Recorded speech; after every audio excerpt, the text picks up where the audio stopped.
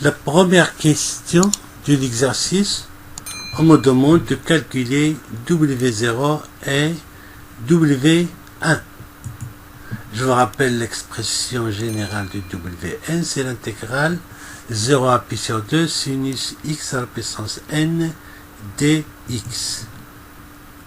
W0, je remplace n par 0, ça me donne W0 égale l'intégrale 0 à pi sur 2 dx, une primitive de 1 c'est x, donc c'est égal à x pris entre les bornes 0 et pi sur 2, ça me donne pi sur 2.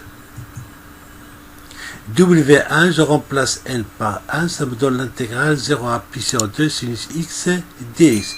Une primitive de sinus x, c'est moins cosinus x pris entre les bornes 0 pi sur 2. Et si je remplace, cosinus pi sur 2 c'est 0, cosinus de 0 c'est 1, donc ça me donne c'est égal à 1.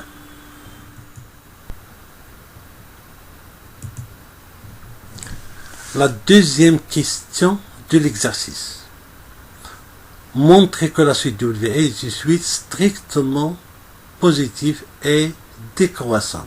Commençons par montrer que la suite WN est une suite strictement positive. Alors, je reprends. Wn, c'est l'intégrale 0 à pi sur 2 sinus x à la puissance n dx. Je vais écrire cette intégrale comme somme de deux intégrales. Et je prends est égal à l'intégrale 0 pi sur 6 sinus x à la puissance n dx plus l'intégrale pi sur 6 pi sur 2 sinus x à la puissance n. J'ai choisi ici la valeur pi sur 6 pour éliminer le cas où le sinus x est égal à 0.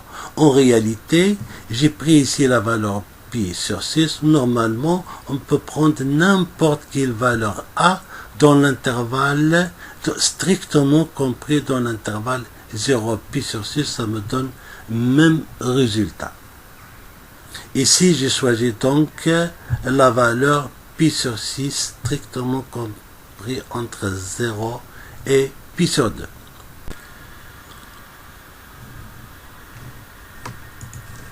Le premier intégral, c'est un nombre qui est positif parce que sinus x est un nombre qui est positif sur l'intervalle 0 pi sur 6 à la puissance n, c'est un nombre positif, et l'intégrale de 0 à pi sur 6 sinus x à la puissance n est un nombre qui est positif.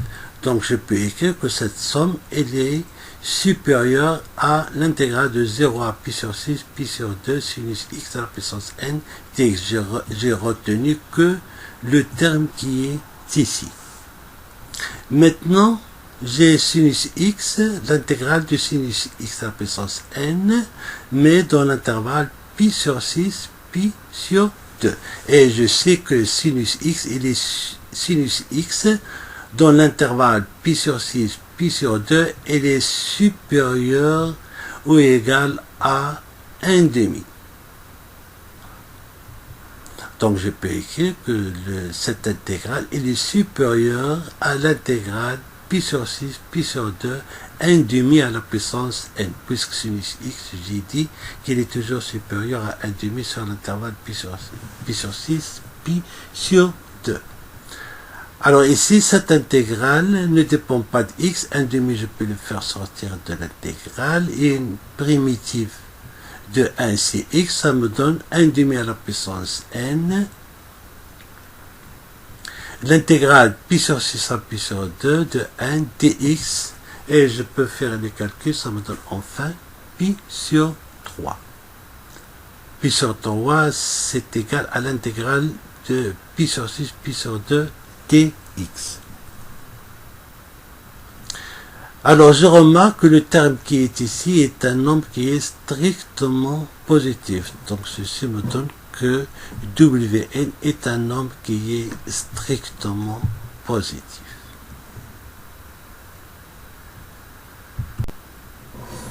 Remarquez une chose, que ici j'ai fait une démonstration directe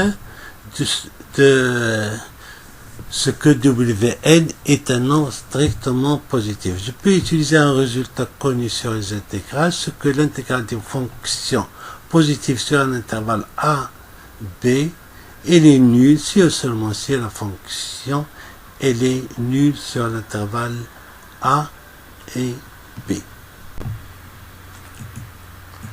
Je peux écrire maintenant que Wn elle est strictement supérieure à 0 et ceci pour tout n appartenant à grand N. Maintenant, la conclusion, c'est que Wn est une suite strictement positive. Maintenant, montrons que la suite Wn est une suite décroissante. Pour cela, je calcule la différence Wn plus 1 moins Wn. Donc c'est l'intégrale 0 à puissance 2 sinus x à la puissance n plus n dx moins l'intégrale 0 à puissance 2 sinus x à la puissance n. Alors ça me donne, c'est l'intégrale 0 à puissance 2, je peux mettre sinus x à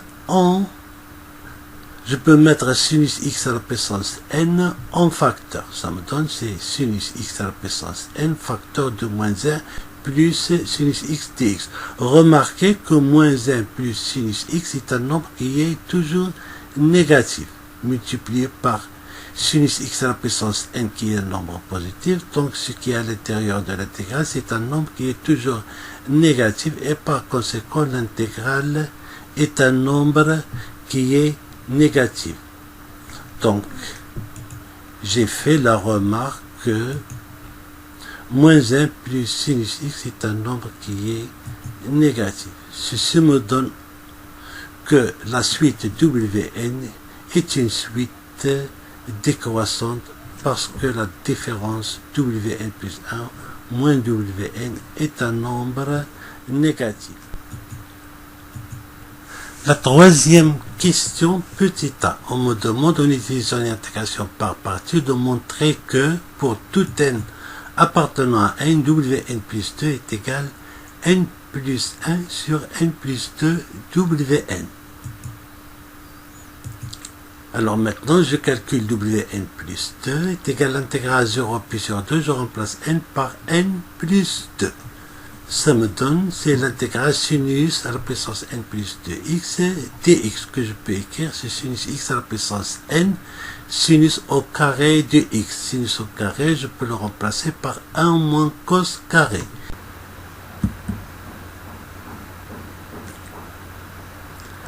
Je développe, ça me donne l'intégrale 0 pi sur 2 sinus x à la puissance n dx moins l'intégrale 0 pi sur 2 sinus x à la puissance n cos carré de x dx. Je reconnais ici, ça c'est Wn. Et maintenant, on va faire une intégration par partie pour calculer cette intégrale. Alors, j'intègre par partie. Dans cette intégrale qui est ici, on va poser ici cosinus x. Dérivé de cosinus x, c'est moins sinus x. Et on va poser v' égale sinus au carré de x cosinus x. Il a la forme une fonction à la puissance n multipliée par sa dérivée. Une primitive de v', c'est sinus à la puissance n plus 1x sur n plus 1. Maintenant,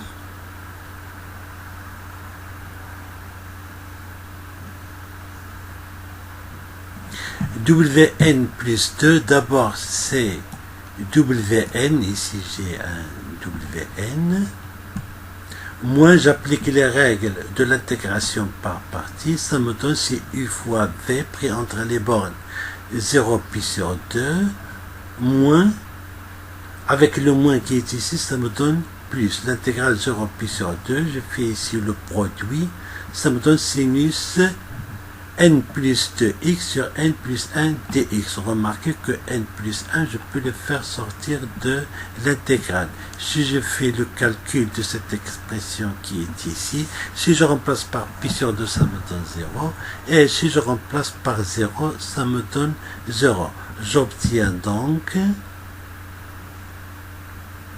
Alors, lorsque je fais sortir n plus 1, il me reste l'intégrale 0 pi sur 2 sinus de n plus 2x dx. Ce n'est que wn plus 2. Maintenant, j'ai calculé wn plus 2 en fonction de wn et wn plus 2.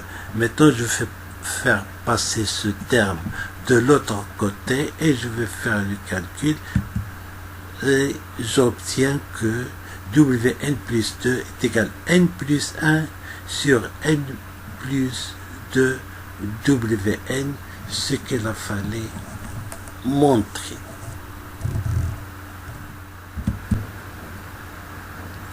La question petit b de la troisième question consiste à montrer que la suite n plus 2 wn plus 1 wn est une suite constante. Je vous rappelle, wn plus 1 est égal à n plus 1 sur n plus 2 wn, et ceci pour tout n appartenant à n. Je multiplie de deux côtés par n plus 2, ça me donne n plus 2, wn plus 2 est égal à n plus 1, wn. Alors, pour former le terme qui est ici, je multiplie de deux côtés par wn plus 1.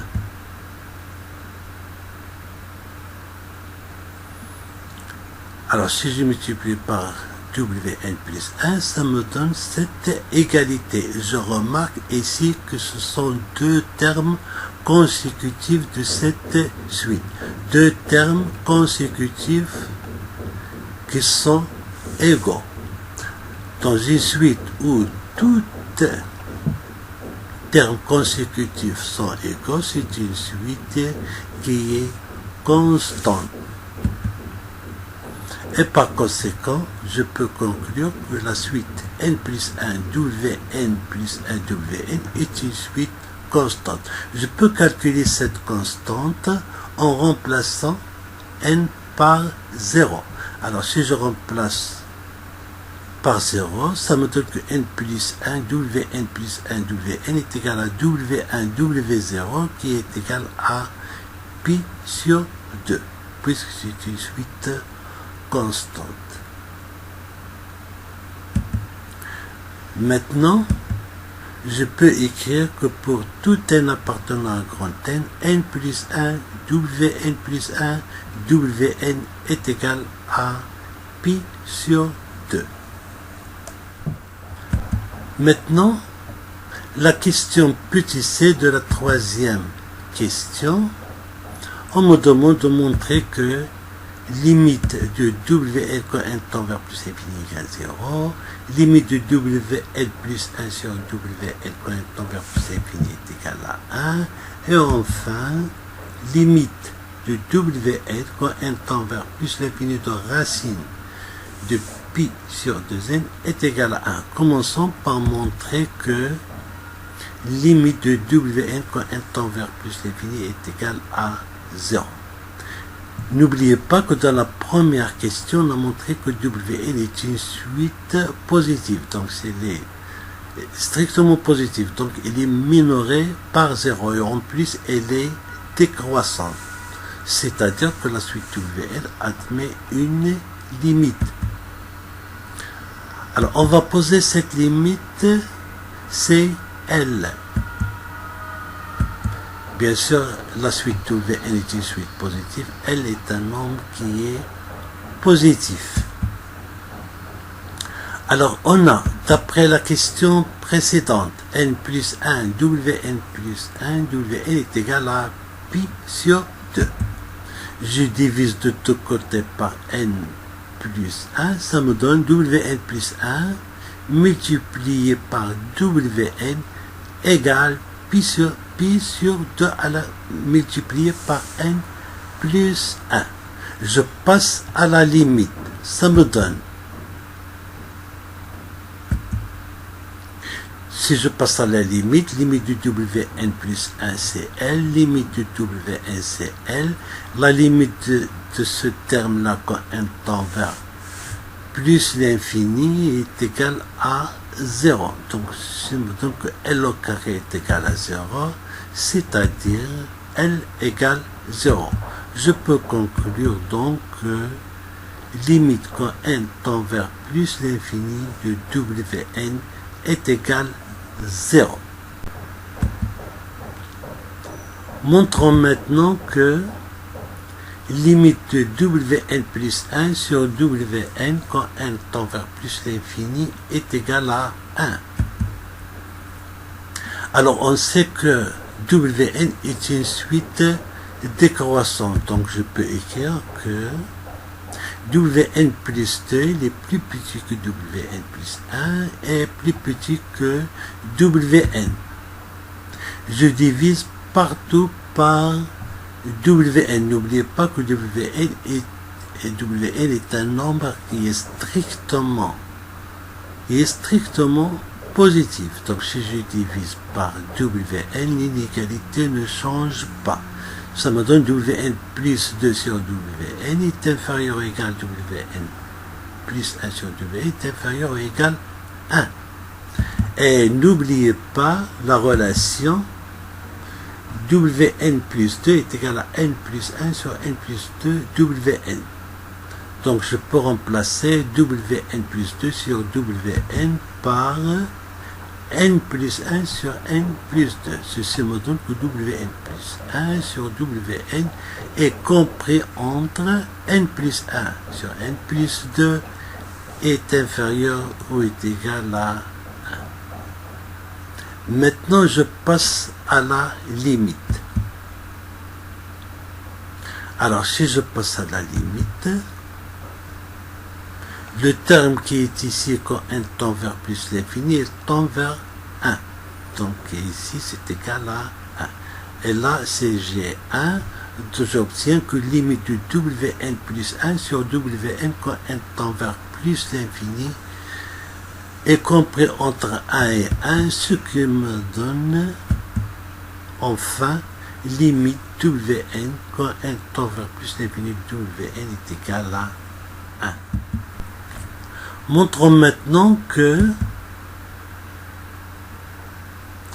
limite quand n tend vers plus l'infini Wn sur racine de pi sur 2n est égal à 1. Alors on a, d'après la question précédente, n plus 1 Wn plus 1 Wn est égal à pi sur 2. Et ceci pour tout n appartenant à grand n. Je multiplie de deux côtés par n Wn. Wn multiplié par Wn me donne Wn carré. Et je tire Wn carré sur pi sur 2n. Après calcul, on trouve que c'est égal à Wn sur Wn plus 1 multiplié par n sur n plus 1. Maintenant, je passe à la limite. N'oubliez pas que la limite de ce rapport, comme on a vu auparavant, c'est égal à 1. Limite de n sur n plus 1 quand n tend vers plus l'infini, c'est égal à 1. D'où limite de Wn au carré sur pi sur 2n est égal à 1. Et remarquez une chose, c'est que Wn au carré sur pi sur 2n, c'est le carré de Wn sur racine de pi sur 2n. Donc, je peux conclure que limite de Wn sur racine de pi sur 2n est égal à 1. Et n'oubliez pas que Wn est un nombre qui est strictement positif.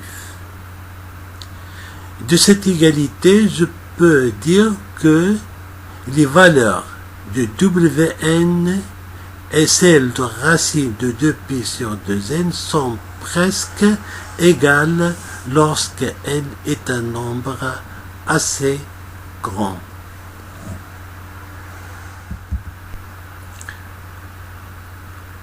La quatrième question montre que pour tout P appartenant à n étoiles, W de P plus 1 sur W de P est égal à cette expression au carré multipliée par 2 sur 2P plus 1 pi. Dans cette expression, j'ai ici les nombres pairs 2 fois 4 fois 6, etc. jusqu'à 2P. Et au dénominateur, les nombres impairs 3 fois 5 jusqu'à 2P moins 1. Alors, on a Wn plus 2 est égal à n plus 1 sur n plus 2 Wn, comme on a vu auparavant. Je prends un P appartenant à n étoiles et je prends les valeurs paires. W2, si j'applique la formule avec n égale 0, ça me donne W2 est égal à 1 demi W0 est égal à 1 demi pi sur 2. On a vu que W0 est égal à pi sur 2. Maintenant, je calcule W4. Je remplace ici n par 2. Ça me donne 3 quarts de W2. Et si je remplace W2, ça me donne c'est 1 fois 3 sur 2 fois 4 pi sur 2. Etc. Et si je calcule W2P, ça me donne que c'est égal à 2P moins 1 sur 2P, W2P moins 2, en prenant pour n c'est 2P moins 2. Et c'est égal à, comme on a fait pour 2 et 4, est égal à 1 fois 3 jusqu'à 2P moins 1. Et au dénominateur, 2 fois 4 jusqu'à 2P. Remarquez ici, ce que j'ai ici, multiplication des nombres impairs jusqu'à 2P moins 1. Ici, multiplication des nombres pairs jusqu'à 2P. Alors, même chose, on va faire pour les valeurs de P impaires. W3, si je remplace ici n par 1, je trouve que W3 est égal à 2 tiers W1. Et n'oubliez pas que W1 est égal à 1. W5 est égal à 4 sur 5 W3. Et si je remplace W3, ça me donne c'est égal à 2 fois 4 sur 3 fois 5, etc. à l'ordre 2P plus 1, c'est égal à 2P sur 2P plus 1. Je prends pour n ici, c'est 2P moins 1. Et si je remplace, ça me donne c'est 2 fois 4 jusqu'à fois 2P. Et au dénominateur, c'est 1 fois 3 jusqu'à 2P plus 1. Remarquez ici, puisque j'ai ici que des nombres impairs, et j'ai ici 2P plus 1, le terme avant c'est 2P moins 1. Donc je peux écrire ce produit est égal à 1 fois 3 jusqu'à 2P moins 1, et là j'ai mis 2P plus 1. Tout ça pour retrouver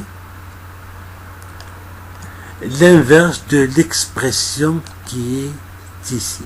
Alors ça, c'est j'ai les nombres impairs sur les nombres pairs. Maintenant, j'ai les nombres pairs sur les nombres impairs. Et si je fais le rapport, W de P plus 1, donc ça me donne cette expression au carré. Ici, il me reste pi. Ici, c'est l'inverse de pi sur 2. Et ici, multiplié par 1 sur 2P plus 1. Dans la même question, on me demande de calculer cette limite.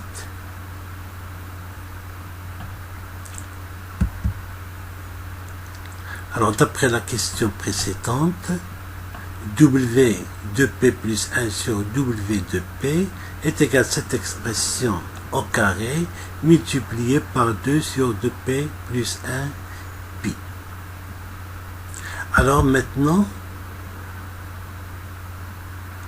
je peux tirer la valeur de cette expression, mais en l'inversant. Après calcul, je trouve que c'est égal à W de P sur W de P plus 1 multiplié par 2 sur 2P plus 1 pi. Je multiplie de deux côtés par P.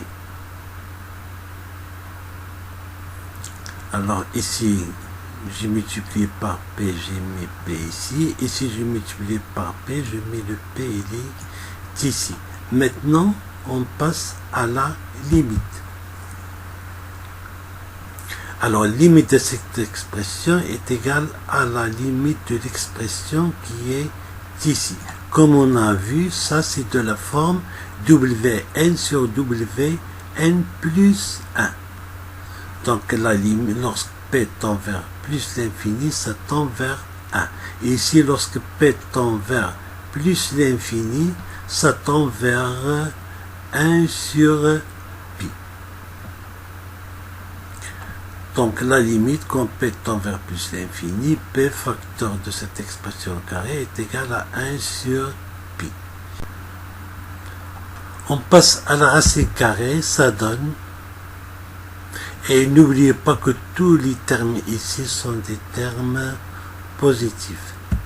Alors cette formule s'appelle formule de Wallace, qui me donne limite de racine de P.